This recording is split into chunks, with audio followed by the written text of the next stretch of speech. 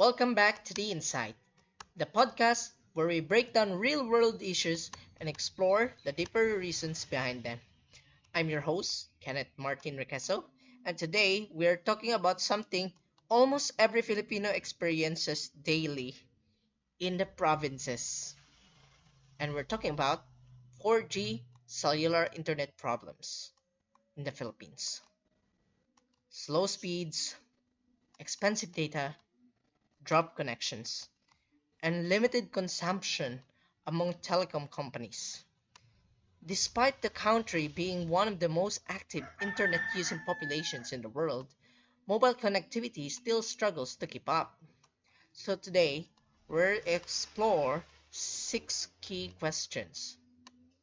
First, why are internet speeds slow? Second, why are mobile data plans expensive? Third, why is competition limited between telecom providers? Fourth, why do connections feel unreliable? 5. Why are telecom regulations outdated? And last, 6. How could the Konektadong Pinoy Act help fix this situation? So let's dive in. Why the Philippines has slow 4G speeds?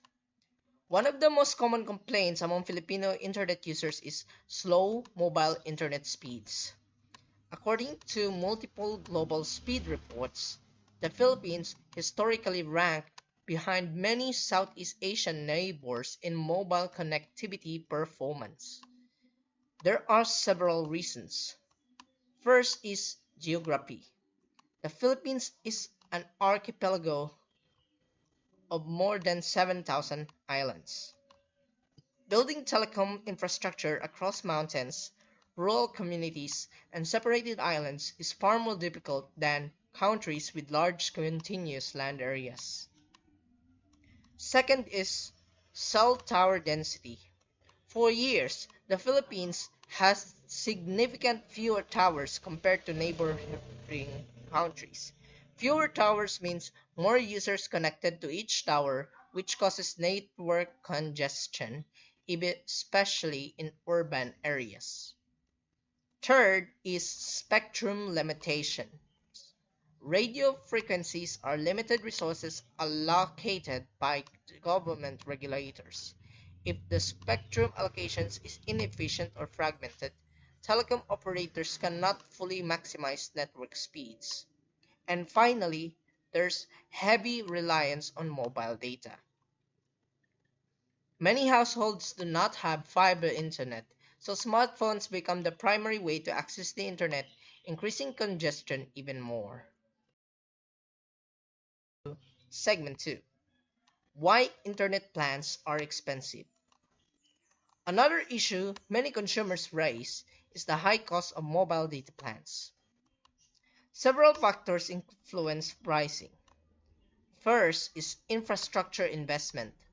Building cell towers, fiber backhaul, and maintaining network nationwide coverage is extremely expensive. Telecom companies must recover these costs through service pricing. Second is limited competition. When only a few companies dominate the market, price pressure decreases. Without aggressive competition, companies have fewer incentives to lower prices. Third is regulatory and permit costs. Telecom companies must secure numerous permits from local government units before building towers. This process historically took months or even years, increasing operational expenses. And fourth is market concentration. Two major telecom providers historically dominated the industry for decades before a third competitor entered. Now let's move on to our third segment, limited competition between Globe, Smart, and Dito. The Philippine telecom industry is primarily controlled by three major providers: Globe Telecom, Smart Communications, and Dito Telecommunity. For many years, this market was essentially a duopoly between Globe and Smart. Entering the telecom market requires massive investments, billions of dollars in infrastructure, spectrum licenses, and nationwide network development. Because of these barriers, very few companies can realistically compete. When Dito entered the market in 2021, it was expected to increase competition and push improvements in pricing and performance. However, network expansion and coverage challenges means competition is still developing. The limited competition often results in similar pricing structures and comparative service quality across providers. For me, this is really a very huge risk because I did connect with Dito for over 6 months and I realized that this carrier is not suitable when you're trying to download a large file. Now let's move on to the fourth segment. Why connections are unreliable. Even when speeds are acceptable, users often experience unstable connections. Several technical factors contribute to this. First is network congestion. If too many users connect to a single tower during peak hours, speeds drop and latency increases. Second is infrastructure gaps. Rural areas may have weaker coverage or fewer towers, leading to signal drops. Third is backhaul limitations. Towers needs high-capacity fiber connections to carry internet traffic. Without strong backhaul infrastructure, even a strong signal cannot deliver fast speeds. And fourth is power interruptions and environmental conditions, which can disrupt telecom equipment in certain regions. A real example of this is Globe Telecom, in which, during a power cut, when Fibeco loses a power supply to Globe Telecom's cell sites, it will turn off automatically, causing an outage in 4G cell sites and 1G call services. All of these factors combine to create the unreliable connectivity that many users experience daily. Now let's move on to our fifth segment, outdated telecommunications regulations. Another major issue involves outdated telecom laws. Much of the Philippines' telecommunications regulatory framework was written decades ago, long before smartphones, mobile broadband, or digital platforms became central to daily life. These older regulations often create bureaucratic bottlenecks, including complicated tower permits, strong infrastructure approvals, and limited framework for encouraging new telecom entrants. This slowed the expansion of infrastructure and made it harder for new competitors to enter the market. As technology evolves rapidly, regulations must also adapt to support modern connectivity demands. Segment 6.